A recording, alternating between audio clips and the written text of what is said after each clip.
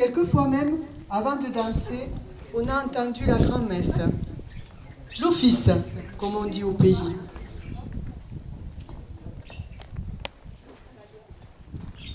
Merci Geneviève pour cette belle description d'une feste majo. Une feste majo, c'est le moment où finalement tout le village se retrouve autour de victuailles.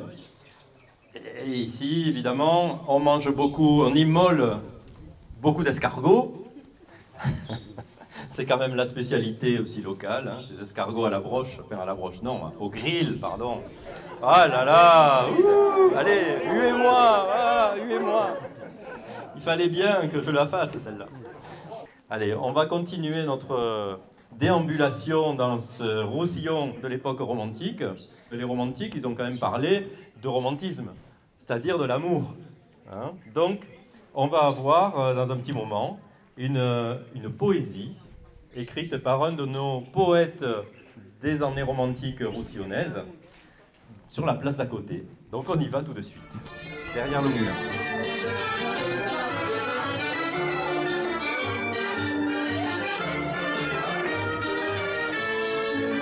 Les murailles et les vestiges du chemin de ronde, l'endroit où les soldats passaient justement pour surveiller lorsqu'ils étaient attaqués par nos ennemis. Donc là, nous allons parler du romantisme, évidemment, hein, parce que tous ces jeunes romantiques catalans, hein, nord-catalans, eh ben, ils étaient frétillants, hein. Ils étaient amoureux, souvent amoureux de ces jeunes filles qu'on appelle à l'époque des grisettes.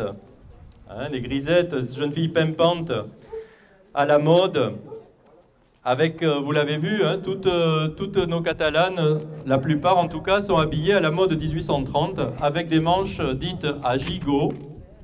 En Geneviève, tu peux venir, parce que toi, je crois que tu as quand même les plus spectaculaires. Alors, qu'est-ce que c'est que cette mode des manches à gigot? Eh bien, ce sont les coussins qu'elle mettait, parce qu'évidemment, il y a du rembourrage.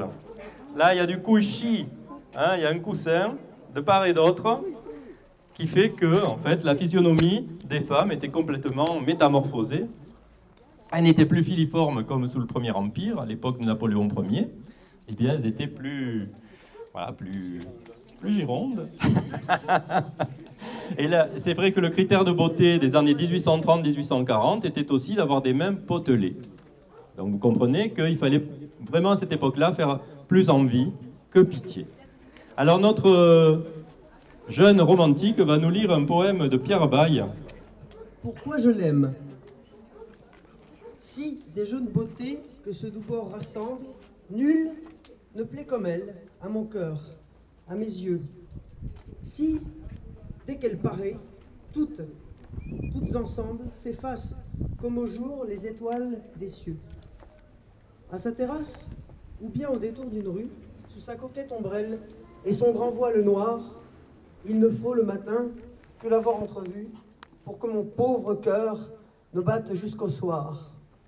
Si tant d'hymnes secrets battent à sa louange, dans mon âme, devant ses traits chastes et doux, si je me sens parfois comme devant un ange, plein d'extase, tenté de tomber à genoux, est-ce pour l'avoir vue au grand rond des platanes, en long panache blanc, jouant dans ses cheveux, sous ses tissus d'Asie, enlevés au sultan, sous son boa, 3 fois l'entrelaçant sous ses nœuds. Pour l'avoir vue au bal, belle entre les plus belles, s'abandonnant, joyeuse à l'essor d'un valseur, qui pour fuir, en tournant, semblait avoir des ailes, et l'emporter ainsi que le vent une fleur. Bravo! Bravo Pierre Baille, surtout. Mais bravo Sylvain. Et bravo à notre grisette, Anaëlle. Viens ici, notre grisette. Et on va continuer jusqu'à un petit peu plus loin. Là, vous nous suivez. On va essayer de trouver notre prochaine station.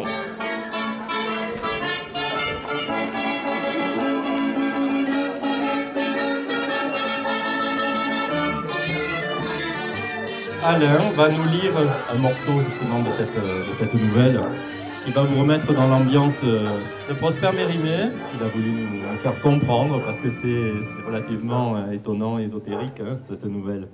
La statue était placée à l'angle d'une haie vive qui séparait un petit jardin d'un carré parfaitement uni qui, je l'appris plus tard, était le jeu de paume de la ville.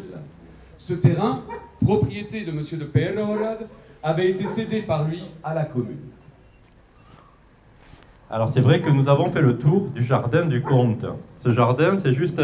donc vous avez en face de nous la maison du comte, la maison donc des comtes d'Ardena en réalité, et ce serait très probablement cette maison qui est le cadre véritable de cette Vénus-dit, hein, de cette nouvelle, puisque ce serait là qu'habiterait le fameux monsieur de Peyrehorade. On va continuer justement sur ce que le protagoniste comprend et voit justement à ce moment-là. En ce moment commençait sur le jeu de paume dont j'ai parlé, une partie qui sur le champ attira l'attention de monsieur Alphonse, le fils de monsieur de Peyrehorade. Et moi, fatigué et désespérant de rendre cette diabolique figure, je quittais bientôt mon dessin pour regarder les joueurs. Il y avait parmi eux quelques muletiers espagnols arrivés la veille. C'étaient des Aragonais et des Navarrais, presque tous, d'une adresse merveilleuse. Si bien que les Îlois, bien qu'encouragés par monsieur de Peyrehorade, par monsieur Alphonse de Peyrehorade, les Îlois furent bientôt assez promptement battus par les Espagnols, par ces nouveaux champions. Le public était consterné. Et si bien que monsieur de Peyrehorade, monsieur Alphonse de Peyrehorade, regarda sa montre et il n'était que 9h30. Il n'hésita plus un instant. Il ôta son habit, demanda une veste et défia les Espagnols. Il faut soutenir l'honneur du pays. Alors, je le trouvais vraiment bon. Il était passionné. Contre l'attente générale, monsieur Alphonse manqua la première balle. Il jeta sa raquette avec fureur. « C'est cette maudite bague, dit-il. Elle me serre le doigt et me fait manquer une balle sûre. » Il ôta sa bague de diamant, courut à la Vénus, lui passa la bague au doigt, annulaire, et reprit son poste à la tête des Îlois. Il était pâle, mais calme et résolu. Dès lors, il ne fit plus aucune faute. Et les Espagnols furent battus complètement. Ce fut un beau spectacle, que l'enthousiasme des spectateurs, les uns poussaient des cris de joie en jetant leur bonnet en l'air, les autres lui serraient les mains en l'appelant l'honneur du pays. Non mais... Merci. Ah, j'étais bouche bée. Boca badal, comme on dit ici.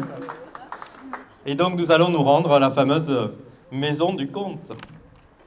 Ah, que se passe-t-il? Mais mesdames de Peyrehorade sont là pour nous accueillir. Les grisettes, les demoiselles sont là. Mais oui, elles nous font coucou. Donc Alain, tu vas nous lire la dernière, ce qui va clore finalement la fameuse nouvelle, hein, et puis nous dire que va devenir cette statue si maléfique. Parce qu'en fait, il y a eu l'anneau passé au doigt de la statue.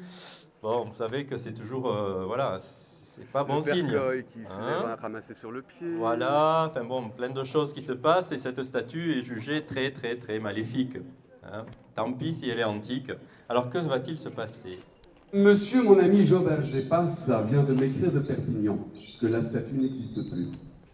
À la mort de son mari, le premier soin de Madame de Peyrehorade fut de faire fondre la statue, le bronze, en cloche. Si bien que c'est sous cette nouvelle forme qu'elle sert à présent à l'église d'Ille. Mais, ajoute monsieur de Passe, il semble qu'un mauvais sort poursuive ceux qui possèdent ce bronze. Depuis que cette cloche sonne à Ille, les vignes ont gelé 2 fois, voire j'imagine un peu plus depuis lors. Ah ah! C'est là que se trouve la statue. Voilà, la statue est cachée. Elle est encore là, en fait, c'était une carabistouille, hein, la cloche d'Ille. Bon, allez, nous allons rentrer dans la maison maintenant pour écouter les dernières trouvailles, justement, de nos chercheurs et de nos chercheurs, donc Sylvain Chebrochet et Clarisse Requena.